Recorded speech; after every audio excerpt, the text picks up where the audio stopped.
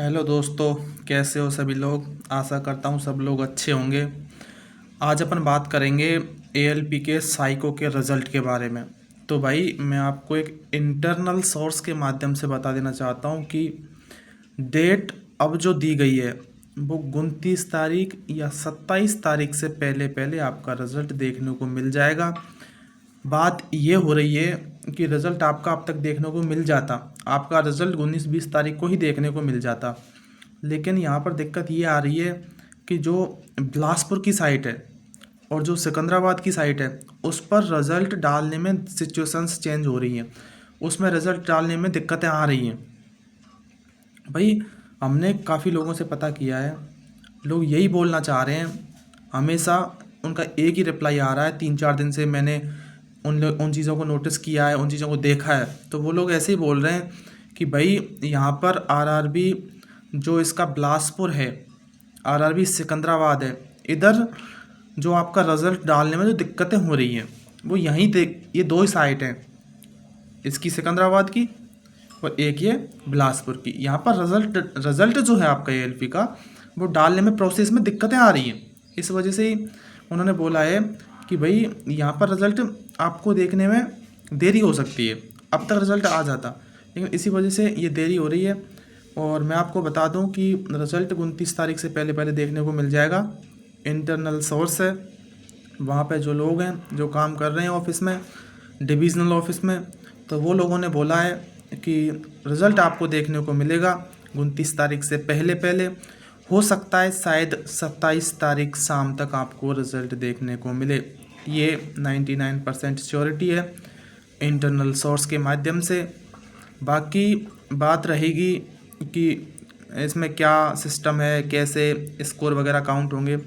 तो भाई स्कोर वगैरह का तो 2017 में 18 में जो एग्ज़ाम लगी थी जैसा उसमें काउंट हुआ है, अगर पहले का पैटर्न चला फॉलो होगा तो उसी टाइप से होगा। बाकी तो आपको भी पता है कि रेलवे कब क्या कर दे, क्या चेंज कर दे, किसी को नहीं पता। अगर नया पैटर्न फॉलो करेगी तो अपना सेक्शन वाइज करेगी, अपने जोन वाइज करेगी या फिर अपने डिवीज़न वाइज करेगी। तो भाई वो एक दूसरी चीज़ हो गई, उसका अपन कुछ नहीं बोल सकते।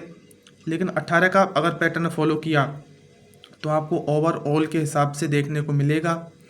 और बात रही रिज़ल्ट की, मैं यही इन्फॉर्मेशन देना चाहता था। काफ़ी दिन से मैं बिज़ी था, इसलिए आपको अभी मैंने फ्री होके और आपको ये इन्फॉर्मेशन देने की कोशिश की है कहीं से इंटरनल सोर्स से कि भाई आपका रिज़ल्ट का डेट बता दूं, आप चिंतित नहीं होइए, आपका रिज़ल्ट बहुत ही जल्द देखने को मिल जाएगा। 27 तारीख या 29 तारीख, आप डेट नोट कर लीजिएगा।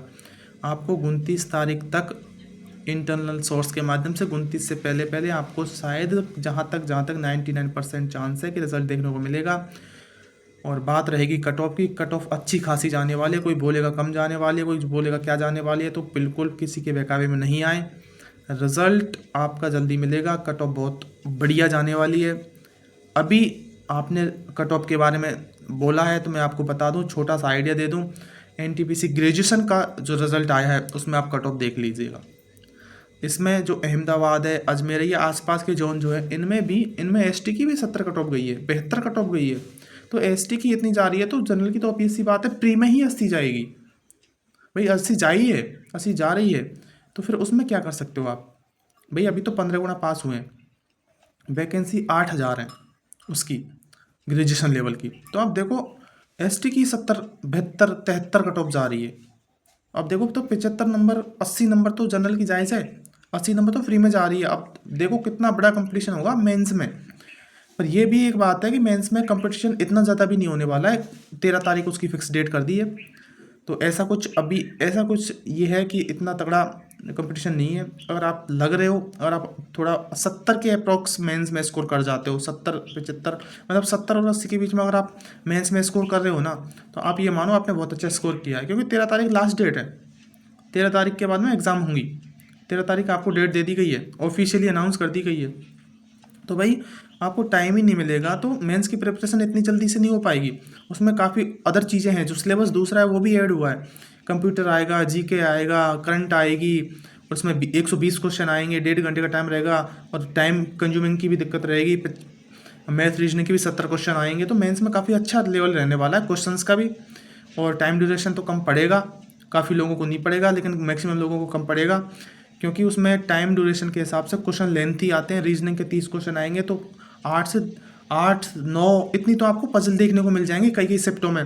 तो 8 9 पजल का मतलब है आपका आधा घंटा ले जाती है। और अगर आप पजल में फंस गए और 8 से 10 पजल आपने सोल्व करी तो डायरेक्ट मैं आपको बता रहा हूँ आधे घंटे का कब पता चलेगा, चला जाएगा डायरेक्ट।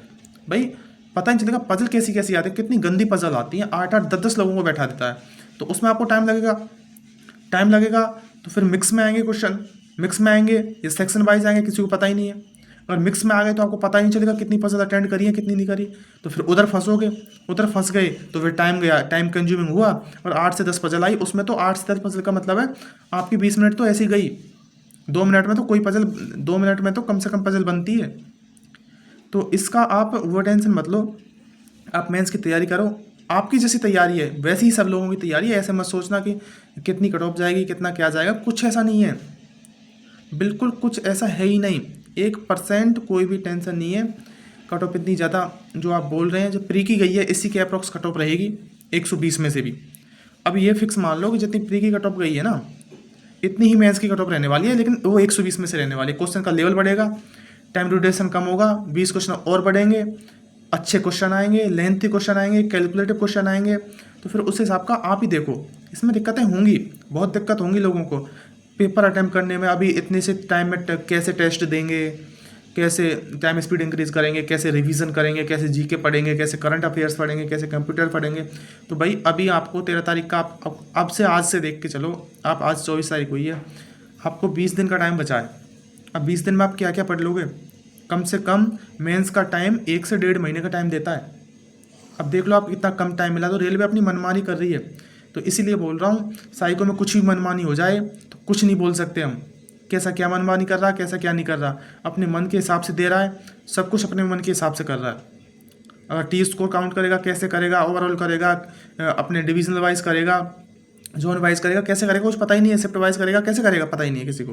तो रिजल्ट आएगा वो जब भी पता चलेगा कैसे स्कोर कार्ड होगा, कैसे क्या कौन सी अपन किस उसमें किस टाइप में, फर्स्ट में सेकंड में, किस मेमोरी में, किस पजल फिगर काउंटिंग में, कैसे में किस चीज़ का काउंटिंग होने वाला, कैसे पास करेंगे, किस चीज़ को सही मानेंगे किस चीज़ को गलत मानेंगे। तो ये चीज़ें आप नोटिस करके चलो, आप बिल्कुल हताश ना हो। आपका जितना भी स्कोर है आप उम्मीद बनाए रखो, आप हमेशा रेस में हो। अभी रिजल्ट आ जाएगा उसके बाद पता चल जाएगा, उसके बाद डायरेक्ट आपका डीवी मेडिकल हो जाएगा, पैनल आ जाएंगे, उसके बाद में बहुत ही जल्द ज्वाइनिंग देखने को मिल जाएगी, वो एक अलग बात है। लेकिन ये पैटर्न है आपका, साई को रिजल्ट आने के बाद डायरेक्ट मेडिकल होगा, बहुत कम टाइम मिलेगा। तो आप अगर मेडिकल इश्यूज़ हैं तो आपको जल्दी से सही करवा लीजिएगा। बाकी किसी को इतना ज़्यादा टाइम मिलने वाला नहीं है, डायरेक्ट ज्वाइनिंग बहुत फास्ट होने वाली है। अभी जो रेलवे टेक्नीशियन की जो ज्वाइनिंग चल रही है बहुत फास्ट तरीके से ज्वाइनिंग चल रही है, 400 लोगों को ग्रुप बना के भेजा जा रहा है। अभी जो पेरुम्बूर वर्कशॉप है चेन्नई में, उसमें 400 450 लोगों को ग्रुप बनाया है, उसमें उनको लेटर भेजा जा रहा है। देखो 450 ग्रुप बनाया एक आदमी का, एक वर्कशॉप का, तो कितनी जल्दी ज्वाइनिंग हो रही है आप देखो। तो ऐसा कुछ नहीं करना है, जो भी डाउट हो क्वेश्चन क्वेरी हो पूछ सकते हो। बाकी आपका रिजल्ट फाइनल में ये बताने आया था कि आपका रिजल्ट 29 तारीख से पहले आ जाएगा, हो सकता है 27 तारीख को शाम तक आ जाए, इंटरनल सोर्स यही बोल रहे हैं। बाकी श्योरिटी 99% है, 1% कहीं भी मिस्टेक हो जाए तो उसकी मैं कुछ नहीं बोल सकता। बाकी आप लगे रहो तैयारी में। ग्रुप डी का भी बहुत ही जल्द एग्जाम डेट देखने को मिल जाएगा। ग्रुप डी का जो एग्जाम डेट था पहले का, वो कोर्ट ने स्टे कर दिया कि जब तक वो फैसला नहीं देगी, जब तक उस बारे में फैसला नहीं आएगा किसी का कोई एग्जाम डेट नहीं होगा। सारे एग्जाम डेट हटा दी गई है, उस पर जब तक वो बैन लगा दिया गया है, उस स्टे लगा दी गई है कि जब तक हम डिक्लेयर नहीं करेंगे तब तक आप एग्जाम डेट नहीं दीजिएगा। वैसे रेलवे का ग्रुप डी का एप्लीकेशन स्टेटस आ चुका है, आप जाके देख सकते हैं, आपका फॉर्म सबमिट हुआ है, एक्सेप्ट हुआ है, रिजेक्ट हुआ है, ये चीज़ आप देख सकते हैं। बाकी और भी कुछ भी चीज़ है, ग्रुप डी की बहुत जल्दी एग्जाम होगी, आप तैयारी में लगे रहें। और भी कोई क्वेश्चन क्वेरी हो आप पूछ सकते हैं। ठीक है भाई।